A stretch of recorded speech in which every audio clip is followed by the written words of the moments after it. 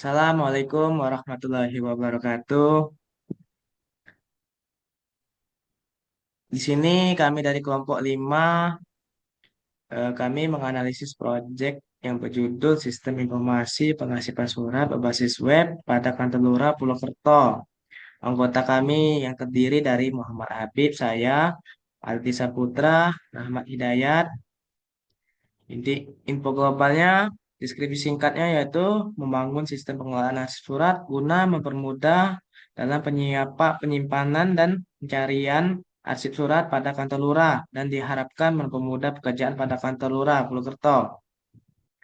Latar belakangnya yaitu kantor lurah Purwokerto selama ini masih menggunakan sistem manual dalam pengasihan surat karena permasalahan seperti dokumen atau pencarian dokumen itu sering lama, kesalahan terhadap kurangnya efisiensi dan hilangnya data arsip surat. Deskripsi produknya yaitu fungsi utamanya yaitu pengasipan surat masuk dan keluar, pelacakan status surat, pencarian dokumen cepat, manajemen pengguna, laporan berkala. Faktor-faktornya yaitu keterlibatan aktivitas dari pihak lurah, keberhasilan sistem dalam mempermudah pengasipan dan pelacakan surat, pelatihan yang baik bagi staf untuk memahami cara pengguna sistem, dan pemeliharaan sistem yang baik agar dapat terus berfungsi. Keuntungannya itu peningkatan efisiensi, akses cepat, pengurangan risiko kehilangan, transparansi dan akuntabilitas, penghematan biaya operasional. Yang ke app-nya itu teknologi yang digunakan itu menggunakan bahasa pemrograman PHP, HTML, CSS, JavaScript. Database-nya yaitu kami menggunakan MySQL, framework-nya Laravel atau PHP, web servernya itu Apache dan Gings. Platformnya itu kami menggunakan akses peramban dan di komputer atau perangkat mobile. Deskripsinya tuh yaitu membangun sistem digital untuk pengolahan surat masuk dan keluar, meningkatkan efisiensi kerja dengan mengurangi ketergantungan pada arsip fisik, menyediakan fitur pelacakan surat yang lebih transparan dan mudah diakses. Hasilnya itu yang diinginkan yaitu implementasi sistem, pemanfaatan sistem secara efektif, integrasi laporan otomatis. Jadwalnya itu kami yang pertama analisis kebutuhan, durasi 2 minggu, 1 November sampai ke 14 November 2024. Desain sistemnya itu 2 minggu, 15 sampai ke 28 2024. Pengembangan dan coding 4 minggu, 1 Desember sampai 31 2024. Pengujiannya dan UAT 2 minggu, 1 Januari sampai 14 Januari 2025. Pelatihan pengguna dan implementasi 1 minggu, 15 Januari sampai 21 Januari 2025. Implementasinya itu pengembangan sistem. Biaya kami yaitu 50, infrastruktur 10, pelatihan pengguna 5, yang pemeliharaan sistem 7, totalnya itu 72. Tabel-tabelnya itu kami menggunakan analisis kebutuhan, desain sistem, pengembangan dan implementasi, pengujian sistem, pelatihan pengguna, pemeliharaan dan menulis. Dan untuk selanjutnya akan dibacakan oleh saudara kami Aldi Saputra. Kepada Aldi Saputra kami persilakan. Baiklah, selanjutnya yaitu analisis cost benefit.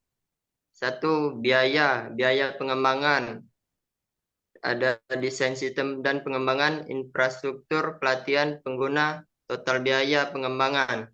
Dua, biaya operasional. Ada pemeliharaan sistem, pembaruan infrastruktur jika diperlukan. Dua, manfaat benefit. Peningkatan efisiensi, peningkatan kualitas layanan, penghematan biaya jangka panjang, peningkatan keputusan klinis. Tiga, perbandingan biaya dan manfaat, biaya investasi dan operasional. Manfaat yang diperoleh, peningkatan efisiensi operasional, penghematan biaya operasional, pengurangan penggunaan kertas dan ruang penyimpanan fisik, peningkatan transparansi dan akuntabilitas. Selanjutnya akan dibacakan oleh Rahmat Hidayat.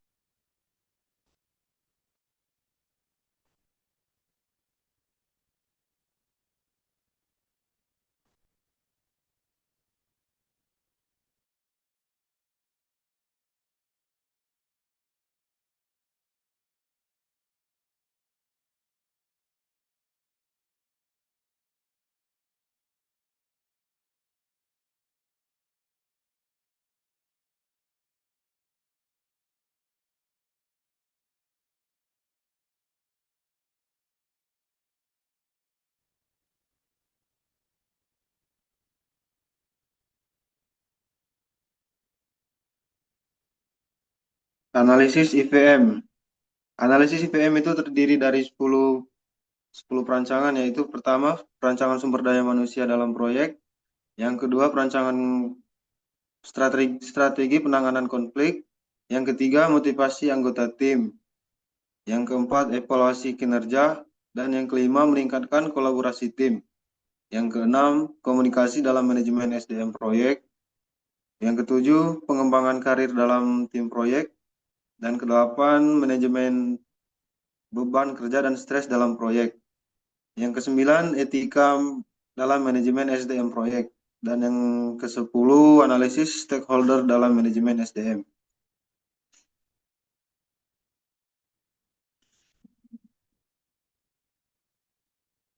Tanyanya bagaimana hasil analisis ini dapat berkontribusi dalam keberhasilan proyek, yaitu yang pertama, merencanakan sumber daya manusia dan mempersiapkan struktur sumber daya, yaitu atau RBS.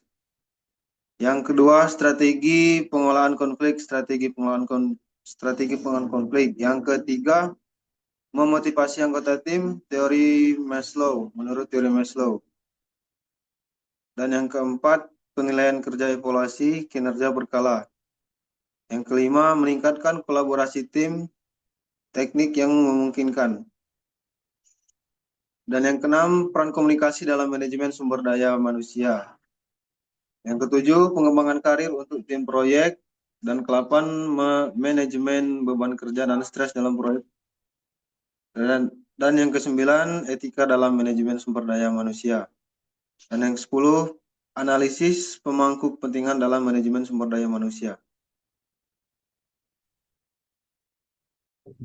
Baiklah, Inilah kembalikan. hasil inilah hasil gambar dari analisis kami dari Microsoft project kami, hasil-hasil kami dari cost overview, project overview, work overview, cost overruns, AirNet value, resource cost overview, text cost overview, milestone reports, dan referensi.